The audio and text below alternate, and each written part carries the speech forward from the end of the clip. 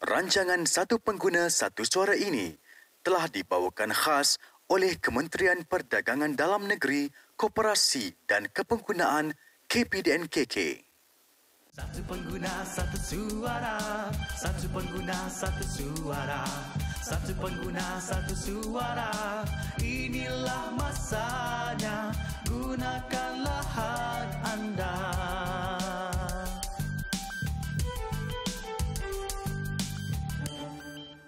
Okey, cetak rompak ni di zaman yang makin canggih sekarang sepatutnya tak patut ada lagi dah. Sebab dia, orang kata dia merompak karya-karya orang seni yang memang mata pencarian dia seni. So, tak seharusnya berlaku di zaman yang kini. Pada saya, cetak rompak ni sebenarnya membunuh industri kita. Kalau korang sayang pelakon-pelakon kat Malaysia, sayangkan karya-karya yang kita ada dekat Malaysia ni, jangan sokong cetak rompak. Pada semua download download yang tak mengikut jalan yang diredoi itu, janganlah download sesuka hati sebegitu. Sebab kita ada platform-platform yang terbaik. Seperti contoh, tak memerlukan duit pun tak apa. Seperti kita ada Joox, ada Spotify dan ada iTunes, App Store, iTunes Music. So kat situ sekiranya sebanyak kita dapat memberikan sumbangan dan memberikan apa tu orang cakap sokongan pada artis-artis, pada penyanyi-penyanyi. Sebenarnya benda ni perlu sokongan daripada orang ramai kat luar sana juga. Nah, kami pembikin, kami usahakan nak hasilkan produk, so kita perlukan support daripada orang luar sana jugalah. Kesan cetak rompak ni memang mendalam lah, sebab dia akan meninggalkan kesan yang hebat pada banyak pekerja-pekerja filem. Seperti contohnya macam pekerja-pekerja filem ni, gaji mereka tidaklah semewah gaji pelakon. Jadi apabila kerja mereka tu dicetak rompak, dia akan efek tentang projek yang akan datang. Akan membuatkan producer tidak berani dan akan membuatkan producer mengecilkan bajet filem akan datang. Dan bila bajet filem akan datang tu dah kecil, dia akan jadi susahlah untuk pekerja-pekerja filem ni. Gaji mereka bertambah kecil. Untuk membendung kegiatan cetak rompak ni bukan saja filmmaker, tetapi juga pengguna, pembeli. Anda sendiri, masyarakat Malaysia sendiri harus bekerjasama dengan pihak KPDNKK dan juga pengkarya-pengkarya seni bagi membentras kegiatan cetak rompak ni. Kerana kalau bagi karya seni sahaja, kalau pengguna masyarakat masih juga menyokong cetak rompak, benda ni takkan ke mana. Jadi kami perlukan sokongan anda semua. Saya nak berpesan kepada semua rakyat Malaya, betulkan minda kita jangan membeli barang-barang cetak rompak, kerana secara tidak langsung kita telah membantu mereka-mereka yang mencetak rompak hasil karya kami.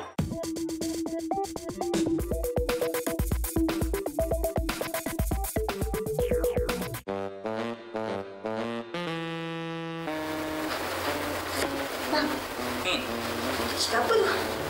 Cerita SPGSS, tahu? Cerita apa tu? Cerita ni adalah suamiku Pak Gad Switzerland. Bukankah cerita ni baru semalam ke keluar? Mana ada? Adalah. Kenapa ada dekat Facebook Live je ni? Oh, abang sokong cetak rompak? Mana ada? Ya Allah, orang macam ni lah yang merugikan ekonomi negara. Orang macam ni lah. Ya Allah, orang industri kita kenapa nak buat cerita?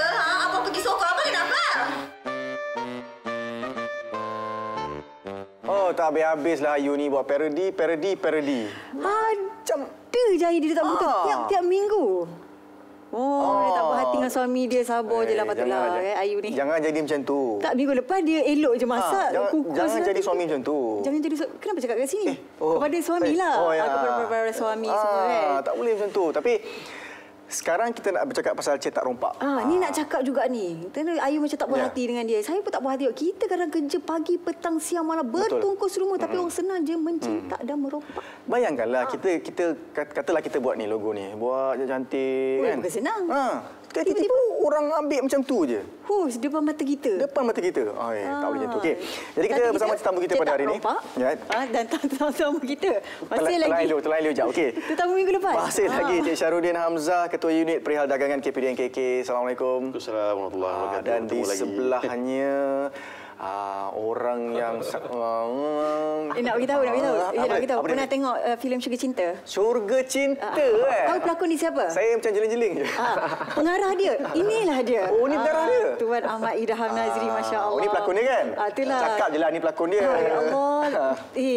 Tak nak cakap filem tu sangat mengambil memori bila tengok muka abang. Abang lah. Okey. Tapi benda tu memanglah kalau kita bayangkan macam filem Syurga Cinta tu kan. Bayangkanlah dah penat susun tarik kabel, pacak kamera, bagi arahan action cut. Tiba orang ambil. Itu yang api-api lagi kebakaran semua api-api dekat dalam tu ada. Tiba orang ambil. Ini rasa marah tapi kita akan bersama dengan Ahmad Idham sekejap lagi. Cuma saya serius sekarang ni nak tanya juga tentang bagaimana agaknya kenapa Cetak Rompak ni tak pernah habis diperkatakan. Okey, kenapa Ya. Okey, isu dia sekarang ni dia berbalik kepada itulah. Dia Cetak Rompak kenapa masih ada permintaan?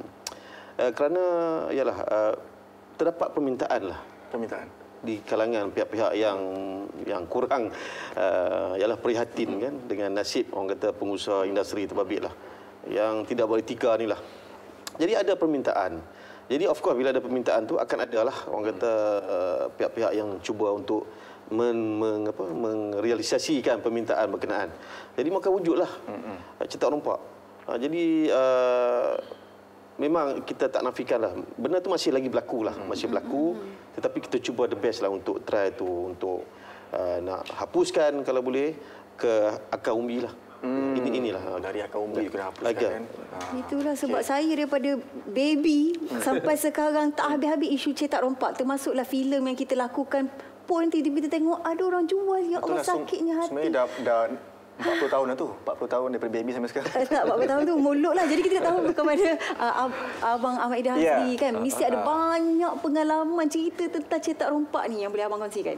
Okey, dia banyak fasa lah kan. Masa mula-mula fasa pertama dia macam tu lah, macam Tuan cakap, sebenarnya ada permintaan.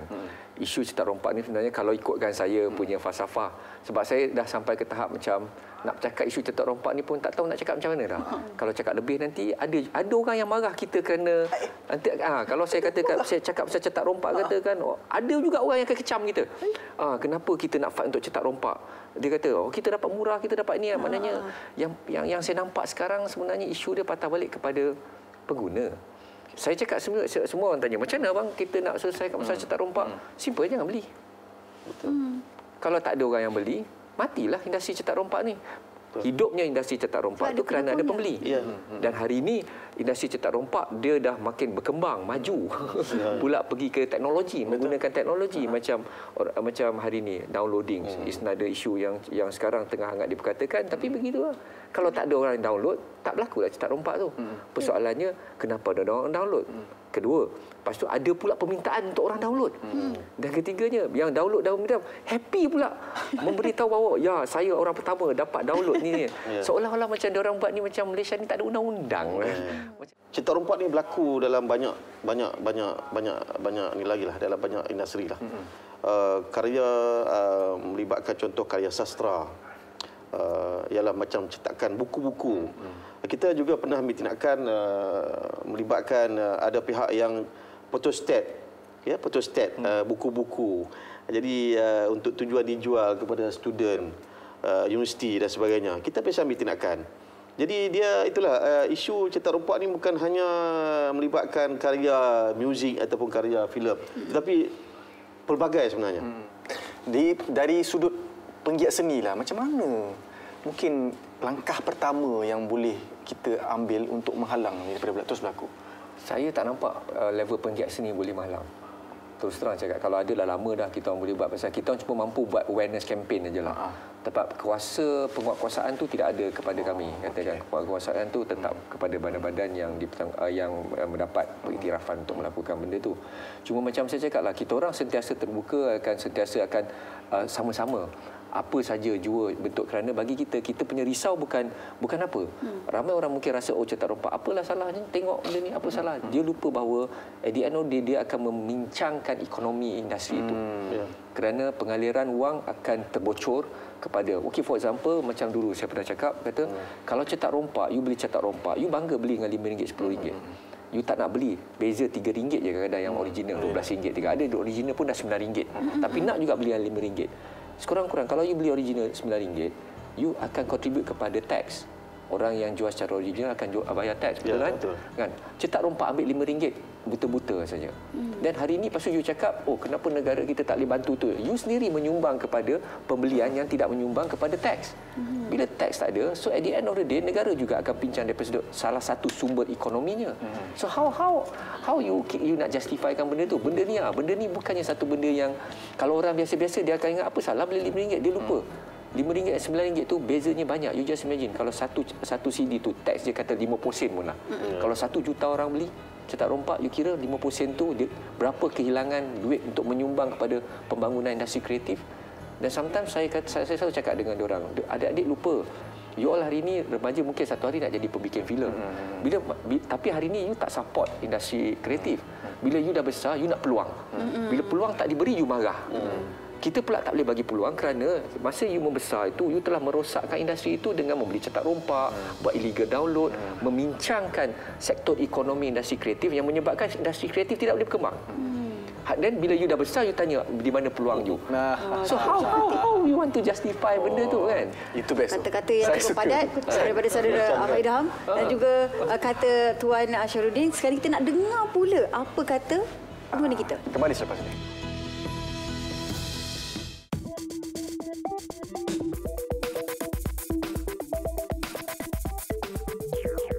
Pada pandangan saya tentang isu cetak rompak ini adalah sangat tidak wajar kerana kita tidak menghormati karya hasil titik peluh seniman-seniman tanah air dan produksi tersebut. Tapi dia macam tak best agak. Tak ada kualiti. Dia macam tak jelas. Suara kadang tak dengar. Dia punya lighting semua tak best. Orang yang mengeluarkan CD original ni, diorang sepatutnya kena dapatkan support dari masyarakat. Dan orang yang beli cetak rompak tu kena sedar tentang perbuatan mereka sebenarnya itu benda tak baik. Gunakanlah hak anda.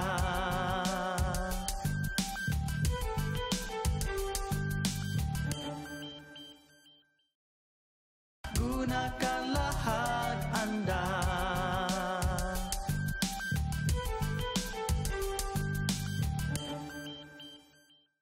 Ya, semakin hangat nampaknya perbincangan kita pada hari ini.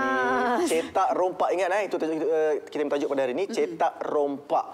Cuma dari pihak Kabinet KK sendiri, macam mana agaknya pemantauan dari untuk DVD cetak rompak ni? Okey, kita panggil dia orang ni ulat lah. Ulat. Jadi boleh bayangkan dia tu macam dia mengesok pergi mencari ulat sampah tu.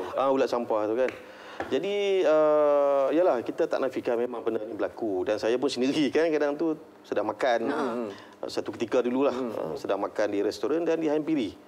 Tapi dia tak membuka mulut lah, mungkin dia macam dia ada satu bau-bau kot. Jadi dia tak cuba menawar, tapi kita nampaklah perbuatan dia mengeluarkan dan menawarkan kepada pihak-pihak lain tu memang berlaku.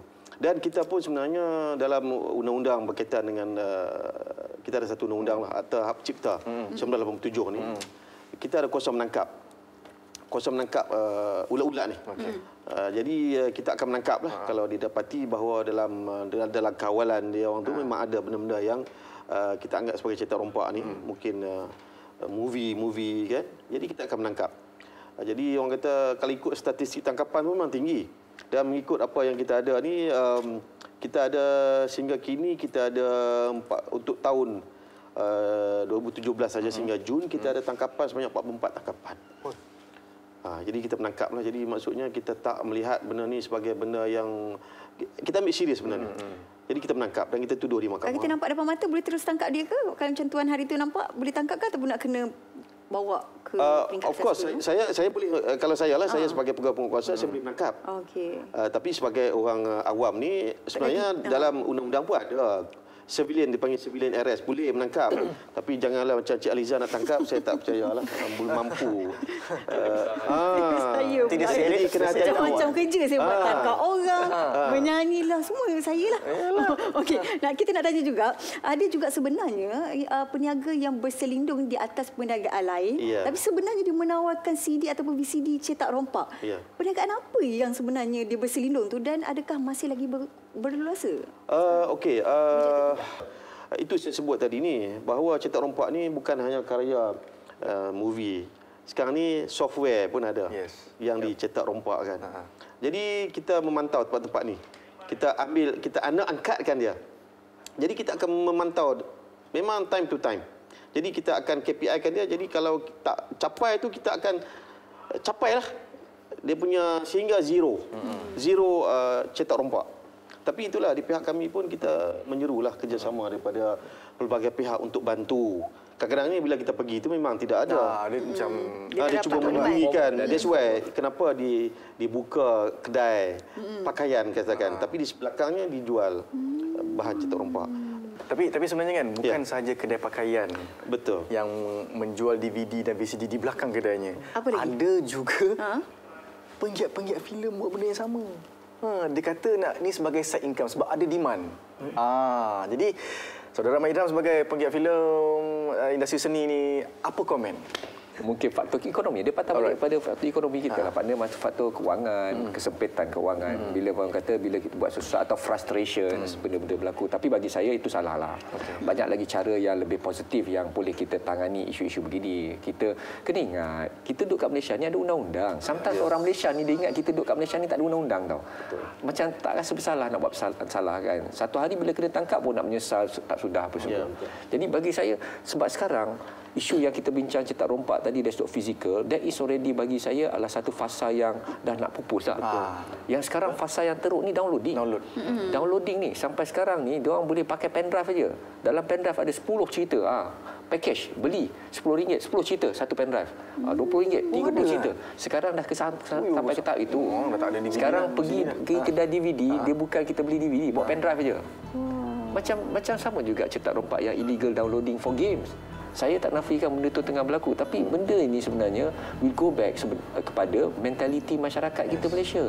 Hari ini kita nak dunia memandang masyarakat Malaysia tinggi, tapi masyarakat kita sendiri yang membuatkan dunia memandang kita rendah. Sebeginilah macam orang kata, kenapa industri kreatif kita tak boleh maju? Macam mana industri kreatif nak maju kalau investor luar tak berani nak invest dalam industri kreatif Malaysia kerana mereka tengok banyak sangat berlakunya cetak rompak begini yang mengakibatkan produk-produk mereka tu akan salur duit tu akan salur keluar secara negatif. Bagaimana investor nak masuk? Bagaimana kepercayaan investor luar nak masuk ke Malaysia apabila mereka mendapat begini? Sehingga kan kita risau. Tapi adakah budak-budak, anak-anak muda di luar sana tahu? Tak. Dan jadi itu benda-benda ni awareness campaign. You know, satu just to share tuan. Saya hopefully lah tuan, satu hari di Malaysia kita yang illegal downloader ni kita boleh tangkap mereka dan kita harus war-warkan kepada luar. Sekarang saya kadang-kadang nak salahkan anak-anak muda yang buat ni kadang-kadang belasan tahun underage. Nak salah diorang 100% pun susah pasal mak bapak diorang mungkin tak tahu apa diorang buat dengan komputer. Dan saya pun susah nak salahkan diorang kerana mungkin diorang tak rasa diorang buat salah. Jadi kita di Korea contoh dia panggil shame, dia buat macam penalty, shame penalty di mana? Shame penalty. Okey, kita hook tu kejap. Kita nak tengok sambung lagi lepas ni. Okey sekarang ni. Okey.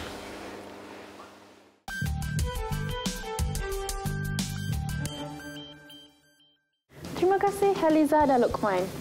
Kementerian Perdagangan Dalam Negeri, Koperasi dan Kepenggunaan KPDNKK mengadakan sambutan Hari Penguatkuasa KPDNKK kali ke-45 di Maktab Penjara Kajang tahun ini. Bertemakan menjunjung aspirasi negaraku, ianya dipilih bagi menunjukkan kesetiaan dan kesungguhan anggota penguatkuasa sebagai penjawat awam dalam mendukung cita-cita kerajaan dan sentiasa berdiri teguh sebagai tulang belakang pentadbiran dalam apa jua rintangan. Selama 45 tahun penubuhan bahagian penguatkuasa ini, anggota penguatkuasa KPDNKK semakin berkembang dan memainkan peranan yang penting dalam menjaga hak dan kepentingan pengguna serta menjamin amalan perdagangan domestik yang sihat. Seramai hampir 600 anggota penguatkuasa hadir dalam majlis sambutan berkenaan yang turut dihadiri Menteri KPDNKK Datuk Seri Hamzah Zainuddin. Turut hadir Timbalan Menterinya Datuk Henry Sun Agong, Ketua Setiausaha Datuk Seri Jamil Saleh, Timbalan Ketua Setiausaha Perdagangan Dalam Negeri Datuk Basarudin Sadali, Timbalan Ketua Setiausaha Kepenggunaan dan Pengurusan Datuk Razali Osman, pengarah-pengarah bahagian dan juga ketua-ketua agensi di bawah KPDNKK. Sekian saja, teruskan bersama kami dalam Satu Pengguna Satu Suara. Okey, kita saksikan tadi buletin dan diharapkan itu dapat memberi panduan kepada kita juga untuk semualah. InsyaAllah. Okey, kita nak sambung diskusi kita berkenaan dengan tadi shame penalty. Di Korea kan. Okey. Apa yang saya difahamkan masa itulah mereka akan siapa yang buat illegal download bila penguatkuasaan masuk dan diorang akan tangkap, dah terbukti apa semua. Dan mereka yang dia tangkap tu cara dia bila budak yang di Asia mereka akan gunakan media untuk cover.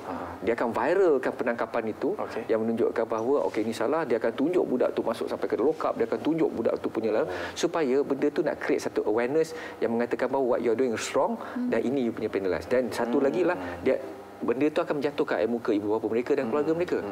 Dia dah tentu yang budak yang download illegal tu dah tentu memang jatuhlah. Mak bapak pun jatuh. Jadi disebab itu automatically become a reverse psychology where masyarakat akan mula aware bahawa kan kenakan tu malu kita. Tapi itu di sanalah. Saya tak tahu di Malaysia sama ada kita boleh implement benda tu ke tidak. Boleh ke Syarudin kita implement benda tu di Malaysia sebab saya rasa banyak sangat kes-kes sebab isu dia bukan apa pasal budak-budak ni diorang mungkin tak tahu yang diorang buat benda tu salah dan diorang tak nampak bahawa sejauh mana hukuman boleh dikenakan. Ialah macam kita di Malaysia ni kita lebih gunakan undang-undang untuk nak mencegah ataupun nak ambil tindakan kepada pihak berkenaan. Tetapi apa yang dicadangkan oleh Cik Izham tadi dan telah dilaksanakan di Korea, mungkin kita boleh lihat di samping kita nak hukum, mungkin ada benda-benda lain, tindakan-tindakan lain untuk kita boleh mencegah jugalah daripada berlaku benda ni. Mencegah lebih baiklah daripada mengubatilah sebenarnya. Jadi apa usaha-usaha yang telah dilakukan oleh KPDNKK untuk membanteras gejala-gejala yang tidak sihat seperti ini? Oh, banyak. Memang banyak. Antaranya, yalah kalau kita lihat sendiri Akta Hak Cipta 1987 ni, 1987 dah lama dah wujud di Malaysia ni. Tetapi ialah gejala ni masih berlaku. Dan kita pun kita tak berdiam diri. Kita pun ambil pelbagai langkah. Sebenarnya bukan hanya kita pun ada buat kerjasama dengan lain-lain agensi. Kita buat engagement dengan pihak industri, dengan pihak even dengan SKMM pun ada, macam apa yang disebutkan oleh Cik Izham tadi, isu illegal punya downloading ni. Jadi kita pun bekerjasama dengan SKMM di mana kita ambil langkah untuk menutup laman-laman web yang berkenaan yang menawarkan cetak rompak ni. Jadi kita ada statistik on itulah sehingga ke saat inilah kita dah ambil tindakan sebanyak 262 lah. 200. Itu apa? Termasuk kita menutup. Itu yang kita dah ambil tindakan, kita menutup sebanyak 262. Menutup laman web berkenaan. Jadi bukan kita hanya berdiam diri lah. Jadi kita mengambil tindakan sehingga ke situ lah. Tapi laman web bukan under SKMM? Dengan kerjasama SKMM lah, itu yang saya sebut tadi ni. Dengan kerjasama dia orang, kita akan maklum kepada SKM bahawa berlakunya pelanggaran di bawah Hak Cipta ni, jadi minta SKM untuk tutup. Itu antara salah satu usaha yang usaha yang kita lakukan. Jadi jangan ingat KPDNKK kerja je. Dia ada kerjasama dengan kerja lain kan untuk menyekat masalah ini daripada terus berluasa. Betul. InsyaAllah kita ada banyak lagi soalan nak bertanya. Mungkin Saudara Ahmad Idham pun ada juga nak berkongsikan selepas ini. Tapi kita nak berehat dulu. Kita kembali selepas ini. Gunakanlah hak anda.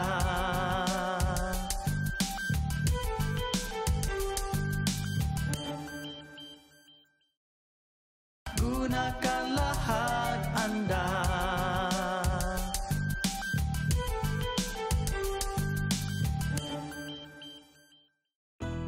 Cetak rompak, itulah tajuk kita hari ini. Kembali lagi bersama kami dan Satu Pengguna Satu Suara bersama saya Heli Zaimi dan juga Lumak Hakim. Dan kita ada panel yang cukup hebat sekali. Rancangan ini dibawakan khas kepada anda oleh KPDNKK. Pegawai KPDNKK bersama dengan kita setiap minggu. Hari ini dah 2 minggu dah Cik Syarudin bersama kita. Dan ditemani oleh Saudara Ahmad Idham yang juga seorang penggiat filem dalam industri seni kita lah. Penerbit, pengarah, pelakon satu ketika dahulu. Gelak itu. Macam nak berlakon lagi tak? Berlakon lagi tak? Adalah sikit cameo. Cameo. Okey, bila cakap pasal filem tu, maknanya filem tu ditayangkan di pawagam kan. Sekarang ni banyak sangat media-media yang boleh digunakan, guna handphone, live Facebook orang rakam live Instagram pun ada juga di panggung wayang. Ada tak sebarang undang-undang, kita pergi pada Cik Syarudin, undang-undang yang boleh kita kenakan terhadap mereka yang merakam di panggung wayang? Of course, dalam tahap cipta ni memang kita dah memikirkan dah apa kemungkinan yang akan berlaku. Jadi that's why ada satu klausul dalam tahap cipta ni di mana kita boleh ambil tindakan kepada pihak-pihak yang tak bertanggungjawab ni masuk panggung wayang bukan tujuan nak menonton, tetapi nak merakam. Yalah, dia boleh bawa handphone, boleh rakam secara tersembunyi. Kita boleh ambil tindakan kepada pihak berkenaan ni. Kalau didapati bersalah, kita boleh kenakan denda RM5,000 lah di bawah undang ataupun di bawah klausul yang berkenaan. Jadi berhati-hatilah. Jangan kita mungkin kita gunakan teknologi ini, katakan Facebook live Facebook apa, jadi kita itu pun salah sebenarnya. Kita boleh gunakan kenakan tindakan bawah peruntukan yang berkenaan lah. Memang ada. Kita boleh menangkap sebenarnya. Okey, Saudara Ahmad Idham sendiri mungkin ada komen? Adakah ini cukup tegas untuk bagi saya apa saja penguatkuasaan yang ada tu sebenarnya dah okeylah. Sebab macam saya cakaplah, itu bahagian teknikal penguatkuasaan tu saya tak boleh nak komen apa-apa, saya kita not knowledgeable on that kan. Saya lebih selalu as a penggiat seni, kita boleh create awareness dan kita boleh pemberitahuan kat luar supaya adik-adik kat luar sana sedar bahawa yang kita apa yang dia buat tu salah. Saya lebih selalu menekankan bahawa tentang mentaliti dan sikap. Sebab itu yang menyebabkan berlakunya itu. Simple. Kenapa ada orang yang buat, kenapa ada orang tak buat? Kan? Kalau you dah mentaliti dah rosak, you cakap apa pun dia tetap rosak. Jadi apa masalah dengan budak ni kan? Orang lain katakan let's say dalam banyak-banyak orang dekat Pawagam tu yang pergi 200 seat, 200 orang tengok, dia seorang je yang buat. 199 tak buat. 199 pergi ke Pawagam nak enjoy, tapi dia datang dengan nak rekod. Kenapa? Dia must be something wrong about this kid. Ada something wrong dengan dia yang mana yang dia tak tahu ke apa yang dia buat tu salah atau memang dia seronok buat benda yang salah. Satu hari kalau nanti bila persoalan je hari ni yang saya nampaklah anak remaja hari ni, bila dia buat salah dan dia tangkap, apa yang berlaku ialah dia selalu blame the system. Dia salahkan kerajaan, dia salahkan penguatkuasa, dia salahkan itu, dia salahkan ini, seolah-olah macam nak menghalalkan apa yang dia buat tu sebagai satu benda yang sepatutnya dihalalkan. Saya kata the blaming game. Ya, the blaming game. So at the end of the day, government yang disalah dan membuatkan kita semua akan tersikit. Kalau kita nak ke tengah, nanti isu-isu lain pula menyangkut. Kalau kita tak kita ke tengah dan ambil kuasa-kuasaan, mungkin ekonomi industri itu akan efek dan ekonomi negara juga akan efek daripada segi kirihnya pengeluaran wang itu ke sana. Jadi bagi saya at the end of the day, sometimes diorang ni lupa bahawa kita punya sistem, SKMM punya sistem, you pakailah fake account ke, you pakailah apa, dia boleh detect. Cuma sekarang ni yang saya difahamkan lah tuan, mereka belum agresif lagi nak attack pada sini kerana mungkin masa ketika ini masih lagi rasa yang illegal download ni belum lagi parah. Tetapi hari ini, just to share with you guys, penggiat seni dah mula membuatkan kita punya desakan kepada pihak-pihak berkuasa, Kabinet KK, Finas untuk ambil tindakan yang lebih drastik. Yang mungkin kita kalau boleh sampai ke hukuman, sampai ke kesebatan, sampai ke apa. Sebab bagi kita dah tak boleh tahan dekat bawah ni.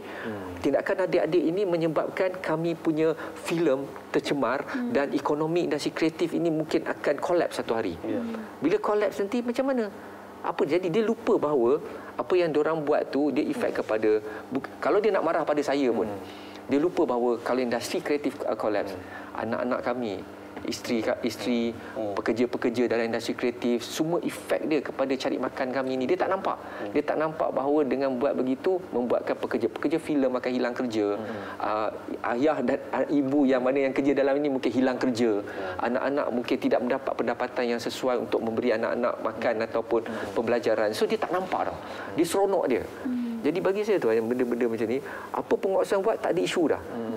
Kita letaklah apa penguasaan. Kalau mentaliti itu dah rosak, apa pun kita buat pun dia dah rosak. Sebenarnya dekat panggung wayang tu ada ciri-ciri keselamatan ke? Ada. Tapi dia tak dapat detect kan? Dia dapat. Sebab tu kita boleh tangkap. Oh, dapat kes Abang Long Fadil dapat tangkap.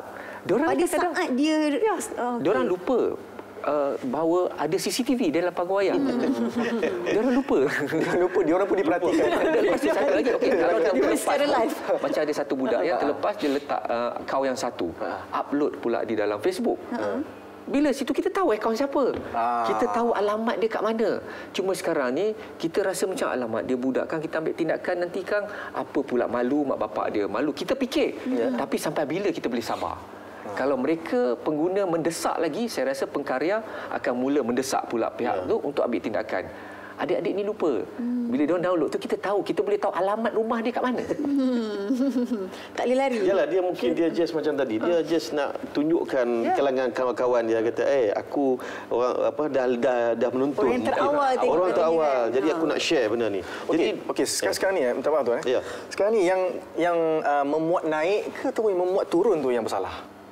Memuat naik, memuat turun. Dua-dua. Download dan upload. Sama. Sama je. Sama. Dua-dua sama. Sekarang ni sampai ke tahap yang kita nak kata, yang menonton, yang view dia lupa, dia klik like, dia view semua akaun dia kita nampak. Sampai kita nak kejar sampai chain ni kerana mereka ini menyokong budak-budak ni, maknanya bersubahat.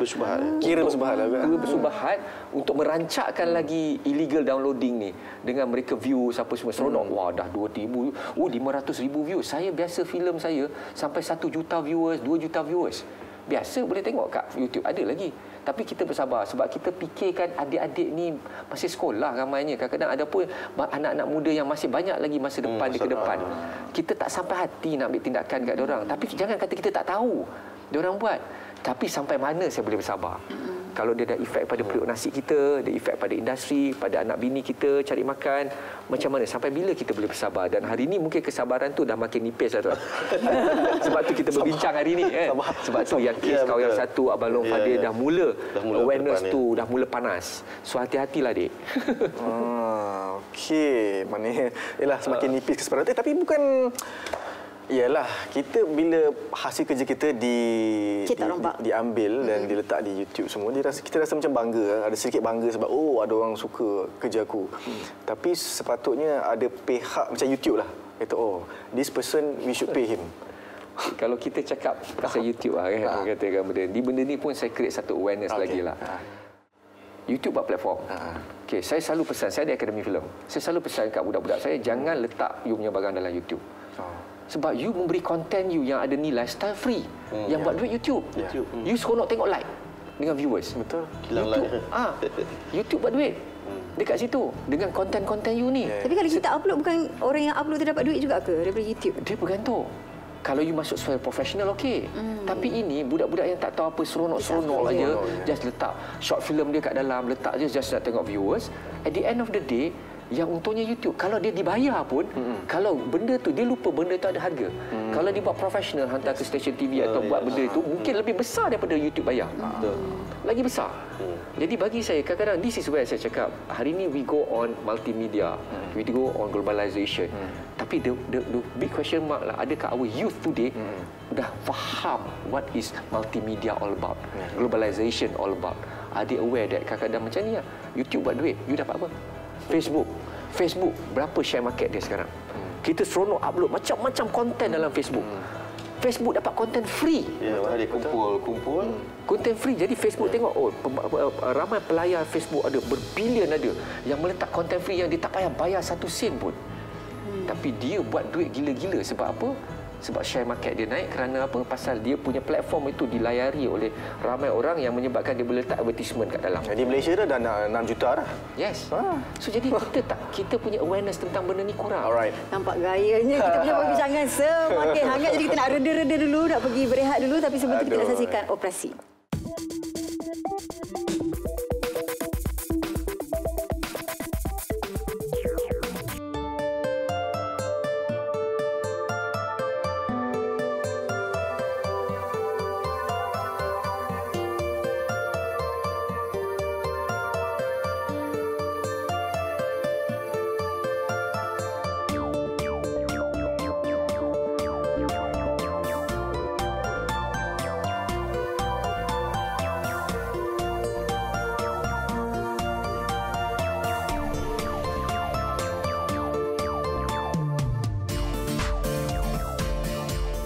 Makluman, hari ini kita telah mengadakan satu operasi cetak rompak bersama dengan wakil pemilik hak cipta dan seramai 11 orang anggota KPDN KK wilayah Persekutuan Kuala Lumpur.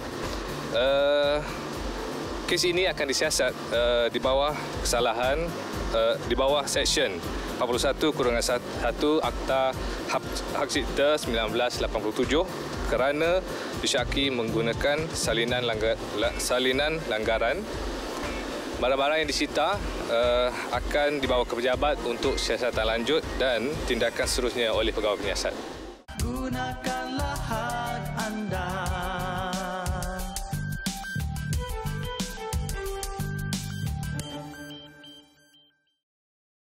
Gunakanlah hak anda.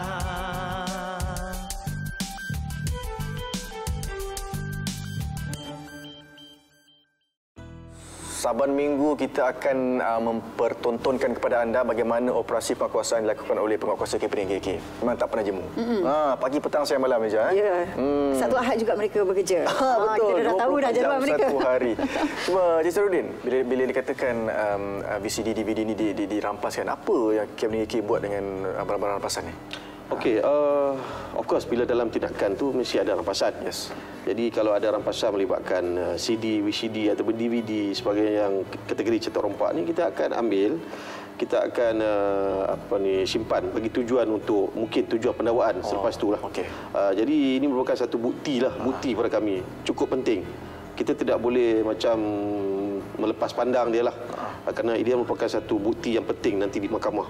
Dan kita ada simpan benda ni di store kami lah. Memang store kita ada store exhibit di seluruh negeri. Kita ada, dan store pusat kami di Nilai. Memang kita simpan di situ secara sempurna lah. Kita masuk dalam kotak dan sebagainya bagi tujuan pendakwaan. Habis yang selalu nampak macam bulldozer bagi penyek-penyek tu. Yalah, itu sebenarnya kita selepas melepasi lah dia punya fasa-fasa. Maksudnya fasa bulldozer tu maksudnya fasa bulldozer. Fasa dah maksudnya dah habis kes. Dah selesai. Tutup lah. Dah tutup maksudnya. Barulah bulldozer akan datang menggelek lah. Jadi bukan akan hapuskan semua kita akan hapuskan. Dan kita tak benarkan benda tu balik ke pasaran. Jadi kalau balik pasaran apalah, penat ya. Sia-sia kan segala usaha kita. Jadi kita panggil bulldozer untuk musnahkan. Kita nak tahu juga apa lagi cabaran-cabaran yang dihadapi oleh penguat kuasa KPDN KK dalam berhadapan dengan situasi seperti cetak rompak ni.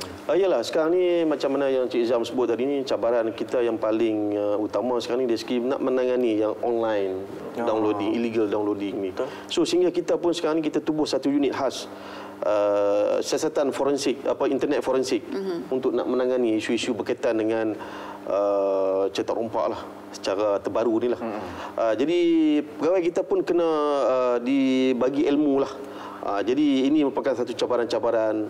Kita kena wujudkan dari segi keperluan, maksudnya perkakasan pun perlu, alatan-alatan terkini perlu dilengkapkan untuk nak melawan pihak-pihak berkenaan. Kalau kita sendiri pun tidak ada alatan-alatan berkenaan, so macam mana kita nak berlawan pihak-pihak berkenaan? Jadi ini yang kadang menjadi cabaran kepada kami lah.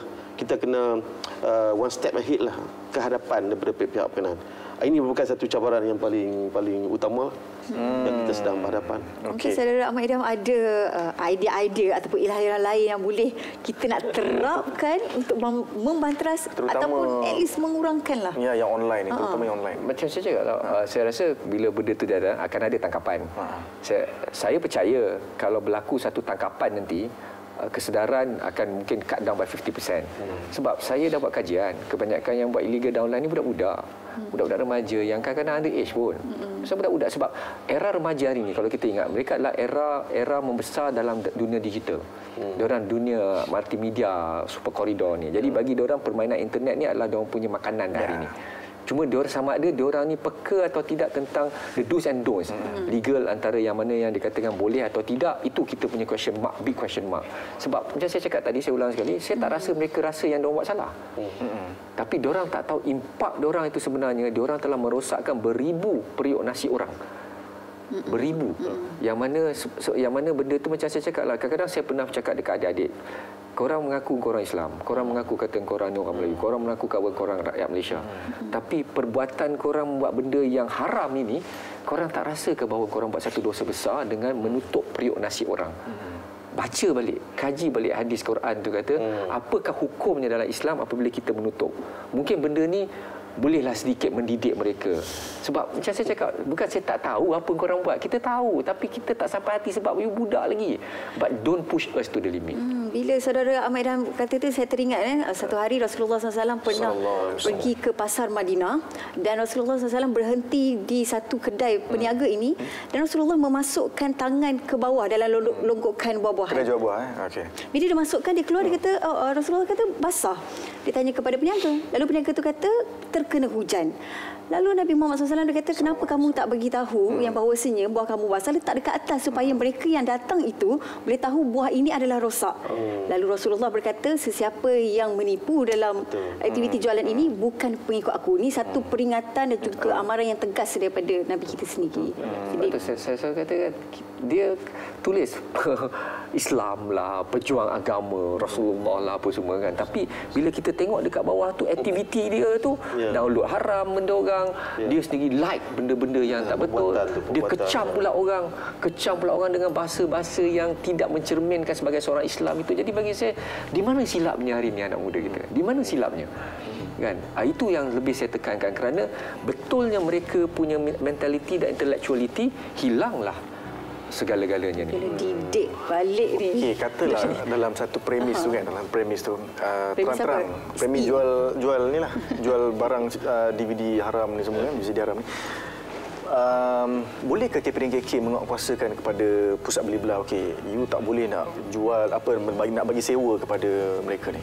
Ya, memang kita pernah buat benda ni. Ini yang berbalik kepada tadi yang saya sebut Golden Triangle. Kita bisa buat. Di mana kita bekerjasama, kita buat engagement dengan pihak pemilik premis atau pemilik bangunan, manajemen kepada bangunan berkenaan. Dan memang dia orang kita nyatakan bahawa you pun kita akan sabitkan sekali kalau didapati bahawa bersyubhat. Kita akan kenakan juga tindakan kepada pihak manajemen ataupun pihak pemilik. Jadi barulah dia orang akan rasa, wah, no, kita stop dekat situlah. Jadi dia orang terminate tenancy agreement dengan pihak-pihak yang berkenaan. Jadi memang ada impact yang positif dekat situ.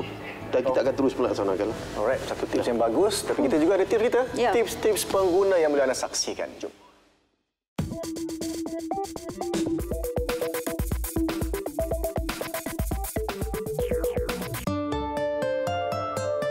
Sebagai peniaga, peluang meluaskan perniagaan adalah idaman setiap peniaga. Antara peluang terbaik adalah menjadi franchisee kepada perniagaan franchise yang berjaya dan sudah sedia ada. Untuk bergelar franchisee berjaya, apa kata ikuti tips yang saya kongsikan ini. Pertama, bakal franchisee perlu bertemu dengan franchisor bagi mengenal pasti jenis dan maklumat berkaitan perniagaan yang dijalankan. Kedua, bakal franchisee mempunyai tempoh 10 hari untuk menyemak dokumen penzahiran dan perjanjian franchise. Ketiga, selepas tanda tangan, bakal franchisee diberi tempoh 7 hari untuk memuktamadkan perjanjian. Keempat, franchisor akan membantu bakal franchisee menilai dan mengenal pasti lokasi persesuaian. Kelima, franchisee perlu mengikuti latihan dan bimbingan yang disediakan pihak franchisor. Mudah bukan? Jadilah pengguna bijak kerana faedahnya banyak. Elakkan daripada menyesal di kemudian hari. Untuk mengetahui lebih lanjut mengenai hak anda sebagai pengguna, layari laman sosial kami di Facebook, Twitter dan Instagram dengan carian MyKPDNKK. Teruskan bersama, satu pengguna, satu suara. Jumpa lagi. Itu dia tips pengguna yang bermanfaat untuk kita semua. Dia rasa membantu tak tips pengguna tu? Oh, mesti. Tips kita setiap minggu pasti membantu. Kita takkan bagi tips yang tak membantu, tak payah. Ya, betul. Okey, kita dah sampai ke ruangan kesimpulan, rumusan. Okey, mungkin Encik Syahrudin ada sesuatu yang nak berkatakan lagi sebagai rumusannya? Okey, rumusannya senang ya daripada saya lah. Saya mewakili bahagian penguasaan KPKK. Senang. Beli yang original. Itu ya. Jadi siapa lagi kalau bukan kita yang nak bantu industri ini, kita jangan harap pihak lain lah. Jadi kita sendiri bermula dengan kita sendiri. Beli yang original. Once you beli yang original, selesai masalah. Tidak akan timbul apa-apa isu lah. Kalau tidak, ada denda. Yes. Ulang sekali lagi berapa tu? Denda dia bagi setiap satu salinan tu RM2,000. Dan kena penjara juga? Ya, ada penjara. Jadi setiap satu salinan RM2,000. Just imagine lah kalau kata 1,000 keping kita dapat tangkap kali dengan 2,000. Beribu-ribu lemon. Agak lumayan. Tapi yang paling saya katakan beli yang original. Okey. Ya, baik, beli yang original. Ya. Saudara Irham? Apa dia? Sebagai rumusan saya bagi macam tu saya kata, kalau kita yang lanun-lanun ni kita nak benteras tu, maknanya penguasaan ada, tapi cuma sebagai pengkarya yang mana yang kalau adik-adik di luar sana nak nampak lagi pengkarya-pengkarya, karya-karya kita ada, kita sebagai pengguna buat kerja kita, di mana kita jangan support. The moment kita tak buat download, kita tak like apa yang orang download, kita tak beli yang cetak rompak, saya rasa industri itu akan pincang secara automatik. So kalau kita nak orang respect kita sebagai masyarakat Malaysia yang maju, kita pastikan bahawa kita sendiri ada mentaliti negara maju. Ya, saya suka tu. Daripada awal saya suka. Saya nak cakap tadi. Ni saya tunggu saat yang ditunggu ni kan. Kena ada minda kelas pertama. Ya, betul.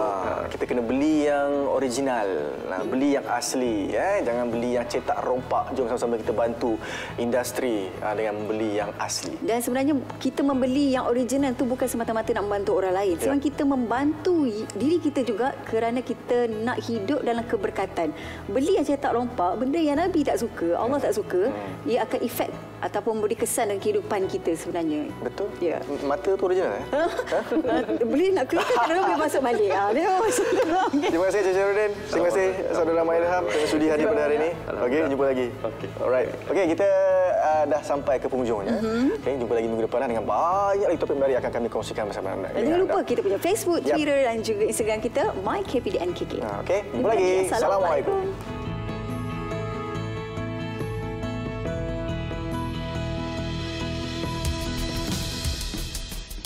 Satu pengguna, satu suara. Satu pengguna, satu suara. Satu pengguna, satu suara. Inilah masanya. Gunakanlah hak anda. Pengguna bijak, banyak faedahnya. Jadikan hidup kita lebih sempurna.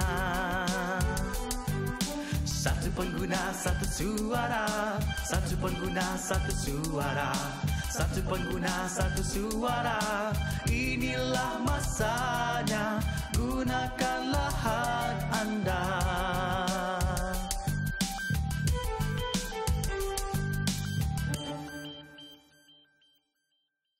Rancangan Satu Pengguna Satu Suara ini telah dibawakan khas oleh Kementerian Perdagangan Dalam Negeri, Koperasi dan Kepenggunaan KPDNKK.